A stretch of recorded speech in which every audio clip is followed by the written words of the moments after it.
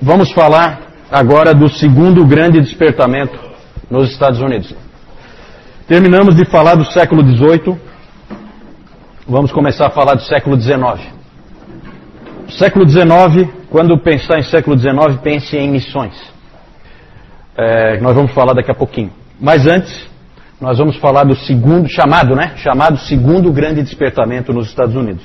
Primeiro grande despertamento nos Estados Unidos, lembre de George Whitefield e Jonathan Edwards. Certo? Antes, só mostrar para vocês aqui, que eu esqueci antes. Eu não li ainda, mas o Valdir já leu. Uma biografia, editora Vida, biografia de John Wesley. Por mais que ele tenha tido erros doutrinários, foi um grande homem de Deus, foi usado por Deus, grande evangelista, alcançou muitas almas para a glória do Senhor. Segundo grande despertamento. Esse aí ele é importante, não tanto pelo que ele trouxe. Eu não gosto muito do que ele trouxe. O próprio Lloyd Jones, por que o Lloyd Jones, que era do século XX, por que ele não dizia para ir para o século XIX? Porque não é o lugar certo para você ir. Você tem que dar um pulo aí. Vai para o século XVIII.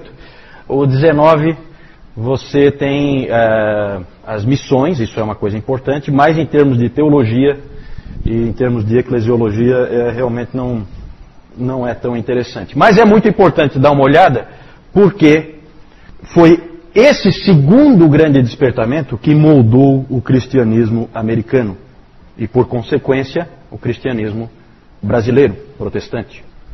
Certo? A gente fica falando dos Estados Unidos aí, não é porque a gente é colonial, mas é porque as igrejas protestantes, tirando a luterana, as igrejas protestantes no Brasil, todas elas vieram a partir de missionários americanos. Então a igreja americana é importante para nós, sim. Aqui o contexto do segundo grande despertamento é o contexto, primeiro, a coisa começa, o quadro em que o segundo grande despertamento ocorreu é o pós-guerra da Revolução da Independência dos Estados Unidos. Nessa época, depois da independência americana, quem é que sabe que ano que foi? 1776, né? É isso? 1776. Eles então ficaram independentes da Inglaterra. E houve guerra, entre ingleses e os americanos. E depois da Revolução, a situação das igrejas era a seguinte: cerca de 10 a 15% só da população era membro de igreja. Pouco, para um país como os Estados Unidos é muito pouco. Mas no final do século XVIII começaram a pipocar avivamentos em várias regiões, despertamentos. Aí o contexto também é do desbravamento do oeste, aquela coisa que a gente vê nos filmes. A expansão da fronteira. Porque os Estados Unidos começam ali na Nova Inglaterra, Nordeste, ali mostrei para vocês no domingo passado, na costa do Oceano Atlântico. Agora tem que entrar. E essa entrada vai sendo feita e com o avanço na fronteira, vão também junto pregadores. A igreja vai acompanhando. E nesse avanço na fronteira vão principalmente presbiterianos e metodistas. Só que os metodistas acabaram levando muito mais vantagem, ganharam muito mais terreno, porque eles não se preocupavam tanto como os presbiterianos com a formação dos seus pregadores, dos seus pastores. Os pregadores metodistas tinham menos formação. E os presbiterianos tinham uma preocupação muito grande em o indivíduo ser bem formado na palavra de Deus antes de ir. Metodista ia qualquer um que quisesse pregar, que tivesse zelo. E com isso os metodistas ganharam muito terreno e ficaram muito fortes. A denominação ficou muito forte nos Estados Unidos. Vocês sabem que as igrejas pentecostais elas têm a sua origem nos metodistas. Isso bem depois, já na virada do século XIX para o XX. Mas nessa época também tem os Circuit Riders, que eram pregadores itinerantes, e tinha até um dizer na época, esses indivíduos eles andavam a cavalo e iam pregando em tudo que é lugar. Eles tinham até um dizer nessa época, quando havia um tempo muito ruim, tempestade lá fora e coisa desse tipo assim, as pessoas comentavam entre si que estava um dia daqueles em que lá fora só tem corvos e pregadores. Porque os indivíduos eram realmente doidos. Gente, tem cada história aqui, que tinha cara desses caras da fronteira, esses pregadores da fronteira, tem histórias que você não acredita. Tem um sujeito, uma figuraça, tal de Peter Cartwright. Esse sujeito, ele era um pregador vibrante. Ele andava pelo Kentucky, Tennessee e Illinois. E era comum ele ir nas cidades. Você imagina aquelas cidades ali da expansão da fronteira, aquelas cidades do oeste ali. E aí o povo da cidade vinha e sempre tem aquele indivíduo que fica incomodando. Né? Sempre tem um mala que fica ali na plateia perturbando. Né? E aí o Cartwright, então, ele pregava. E aí, quando tinha um desses sujeitos atrapalhando as reuniões, ele fazia o seguinte: tirava o paletó, descia do púlpito, ia lá, esmurrava o cara, depois ele voltava, colocava o paletó de novo e continuava o sermão. Esse aí é uma figuraça. Se a moda pega, né? Se a moda pega, tomara que não, né? Ainda bem que essa prática não se difundiu, né? Mas resolvia, diz que era efetivo. Viu, Newton? O seu Manuel está dizendo para não seguir esse tipo de exemplo. Mas ali também tinha também nesse contexto ali da fronteira também tinha os batistas. Os batistas não tinham muita formação, geralmente eram agricultores que pregavam, pregação leiga, mas eles não tinham muita formação, mas eles tinham muito zelo. Um desses pregadores é um sujeito famoso, James Taylor, não é o cantor, né? James Taylor, que limpou sozinho 160 hectares de terra do Kentucky com as próprias mãos. Esse cara não é fraco. Durante a semana trabalhava no pesado, deu para perceber, não é pouca coisa. E final de semana então ele vinha e pregava, esse James Taylor, batista. Então, esse é o contexto aí. Aí há alguns nomes importantes. O Timothy Dwight, que era neto de Jonathan Edwards. Daniel Baker, que era um estudante que influenciou o Charles Hodge. Um dos principais nomes pregadores dessa época é esse aí, Azael Nettleton. Esse sujeito, ele aparece muitas vezes citado nesse livro aqui, Os Batistas e a Doutrina da Eleição.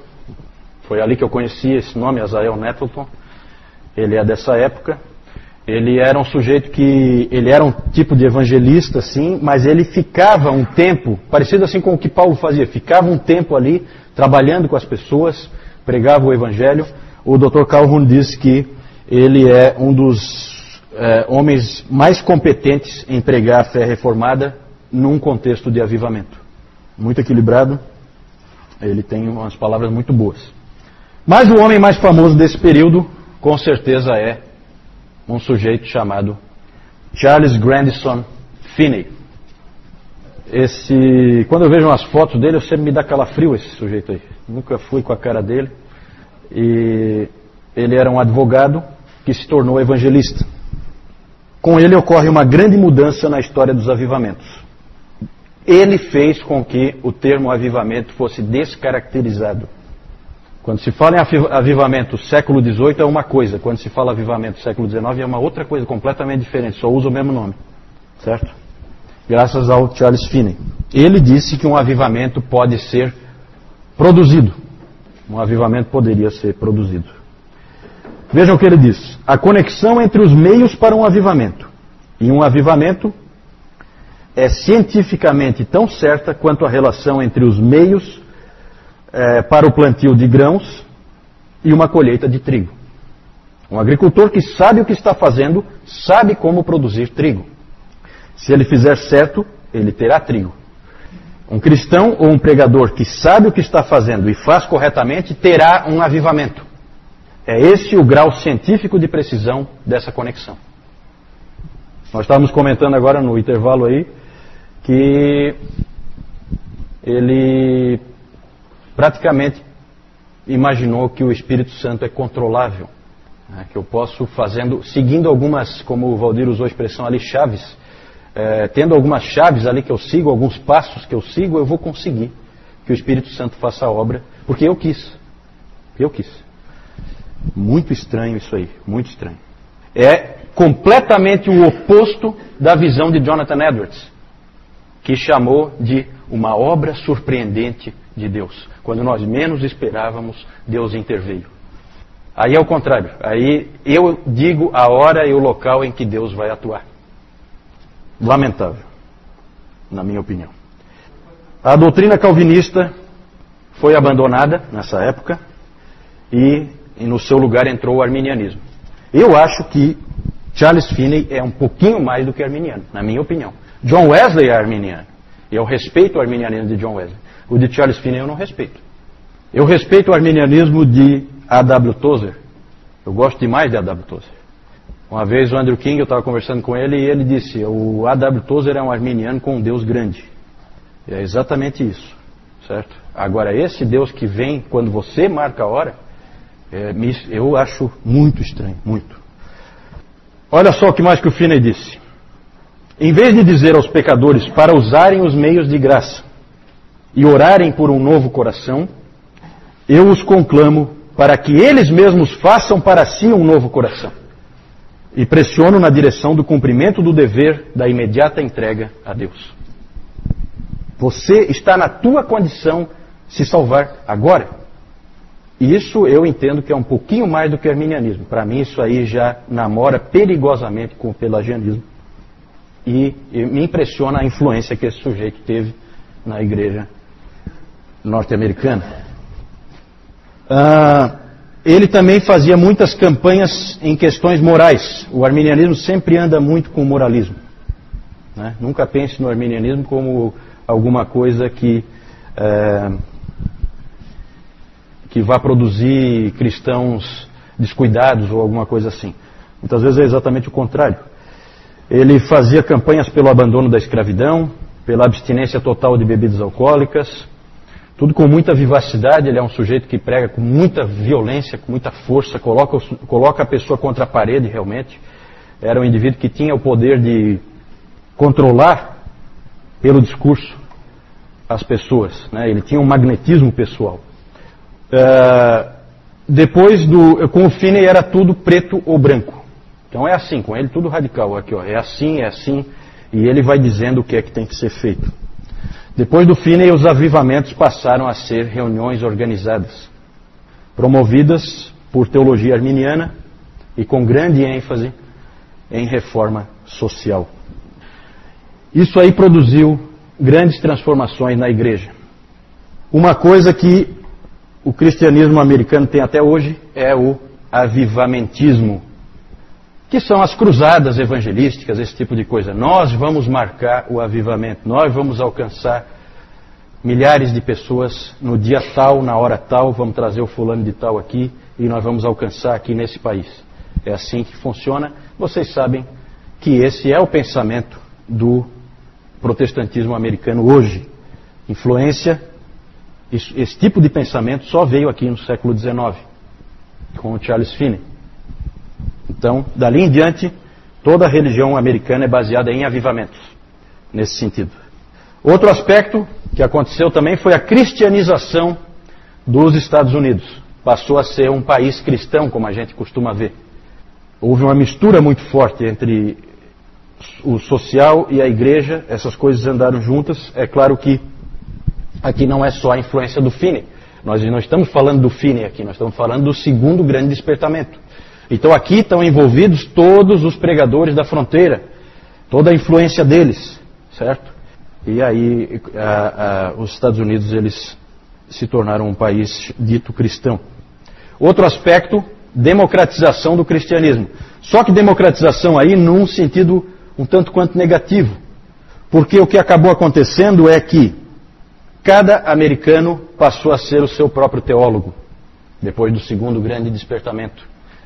Passou a haver uma rejeição do passado, uma rejeição de tudo que tinha antes. Tudo tinha que ter origem americana, então muito aquela coisa ferrenha de patriotismo, um patriotismo assim um tanto quanto bobo, né? E ingênuo, né? E aí o abandono, aqui por exemplo os batistas acabaram negando toda a sua tradição confessional, a Confissão de Fé de Londres de 1689 e depois a Confissão de Fé de Filadélfia de 1833, tudo isso foi para a lata do lixo. Por quê? Por causa dessa pressão para que cada um pensasse a teologia como quisesse. E aí imagina o grau de divisão que isso aí produz. Não é à toa que o divisionismo da igreja americana é algo incontrolável, né? O potencial divisionista é único, porque cada cabeça é uma sentença. E cada indivíduo tem uma ideia diferente, e aí forma uma nova igreja. Se for um indivíduo com algum talento de liderança, ele acaba formando uma nova igreja. Então é complicado. Também, nessa época, começa a criação de um sem fim de instituições para-eclesiásticas, certo? Antes era só a igreja, depois, e vocês sabem que isso é tipicamente americano, instituições para-eclesiásticas de todo tipo. Junta missionária, junta de Bíblia, sociedade para isso, sociedade para aquilo. Uma infinitude de instituições para-eclesiásticas surgiram também na cola do segundo grande despertamento nos Estados Unidos.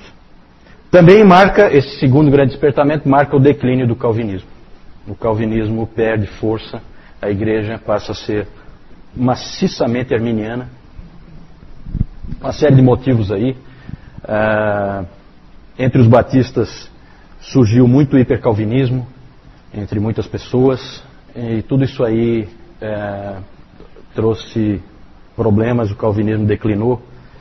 E esse declínio foi causado principalmente pelos metodistas. Os metodistas chegavam até a ter hinos que eles cantavam, que dizia assim, um deles, né? Dizia assim mais ou menos: quando eu era cego, eu não podia enxergar. Os calvinistas viviam a me enganar. Então eles faziam hinos contra o outro, né? Então isso aí é complicado, né? Então quando você começa a fazer esse tipo de campanha, e eu já falei para vocês da força dos metodistas na expansão da fronteira, já que qualquer um que quisesse pregar podia pregar, né?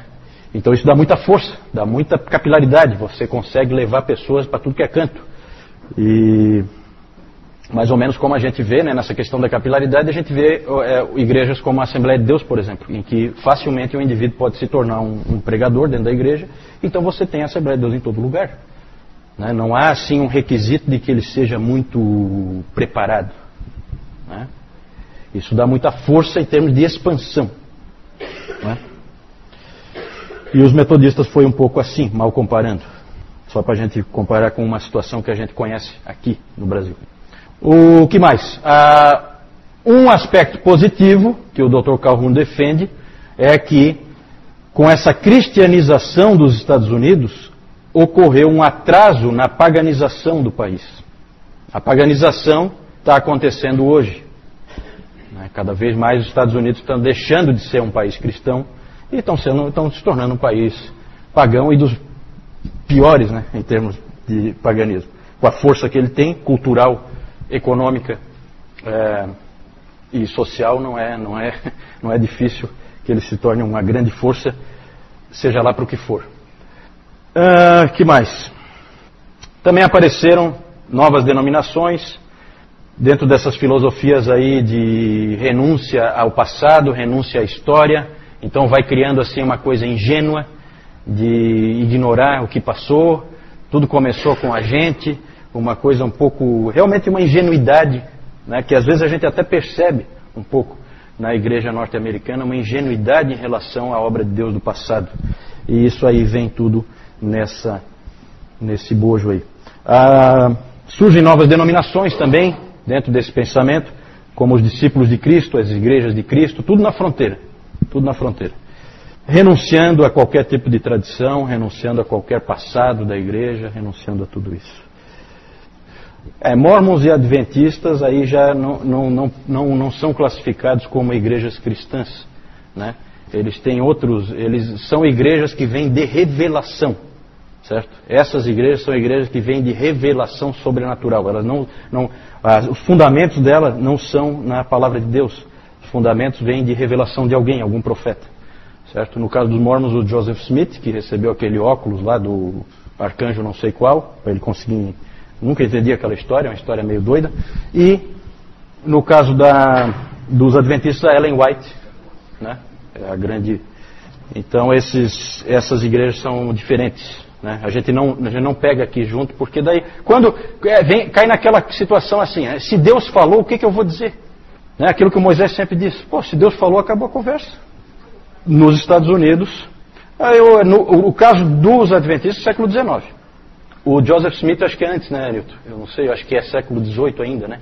A virada, eu acho. Aí teria que investigar, eu não... Testemunhas de Jeová, não sei. Não sei. Testemunhas de Jeová, não sei. Eu não sei nem qual é o marco deles, assim, para o início, né? No caso dos Mormons é bem claro, é o Joseph Smith, aquela revelação que ele recebeu e tal. E no caso dos adventistas também, a Ellen White. Então esses aí dá pra gente, é só descobrir lá quando é que a Ellen White nasceu e tal, e quando que ela morreu, você pega mais ou menos a época, né? Agora os testemunhos de Jeová não sei, teria que investigar, não chequei isso aí. Vamos falar de uma coisa melhor, isso aí eu não gostei muito não. Esse Finney aí, ele, olha só a cara dele. Tem uma foto dele mesmo, eu não gosto dele, ele me causa arrepio, tem. Não, tudo bem, mas ele me causa arrepio. Tem uma foto dele mesmo que, se tiver à noite sim na parede, eu tenho dificuldade de dormir.